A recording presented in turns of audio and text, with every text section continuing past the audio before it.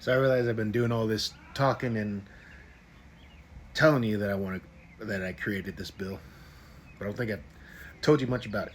So I created something called the Veteran Benefit Continuation Act. The whole premise behind it is currently when veterans pass away, regardless of what it is, the family loses everything. They lose their retirement pay, their disability pay if they have it, something called Champ VA, which is just more health insurance for them. So the families lose all that. And most of the time, for like the 100% retired or like the 70% and above medically retired, that's their only source of income. And then they can apply for something called Dependent and Indemnity Compensation, or DIC. Now with that, if they're lucky to get it, if they don't get buried in a mountain of paperwork, they get $1,622 a month. That's it.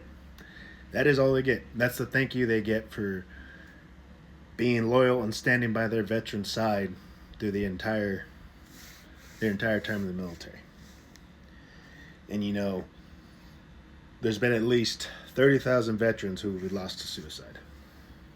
Now that's 30,000 families who had something awful happen, and then during the week that they're trying to plan everything, the government comes in and says, okay, I'm taking this away too. Now, I'm bringing light to this because it's ridiculous on so many fronts. How are you going to tell people that you care about the family as well as the service member and this is what you do to them when they get out? How can you expect somebody who's in to do the impossible when this is what's waiting for them on the other side if they pass? Because it's not just the veterans, it's service members too. They get that paycheck and then that's it. So our Gold Star families are losing a lot more than just someone they love. They're losing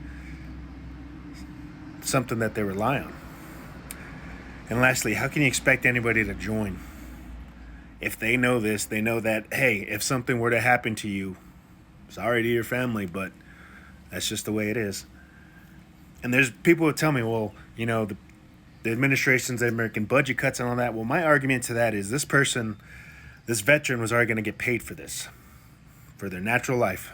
Of course, it titrates down based off of how many kids they have and whenever they reach the age 18. But still, the expectation was they were going to get this money through their life, and now you take that away.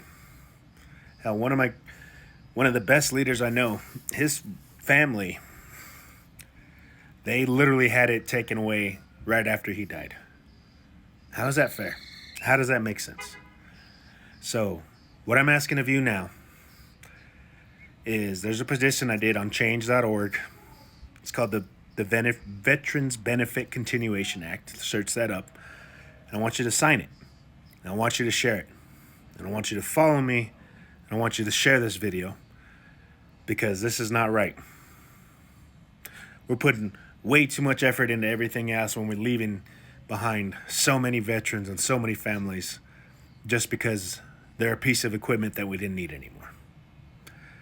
When 6% of the U.S. adult population makes up 20% of all suicides, that's a problem.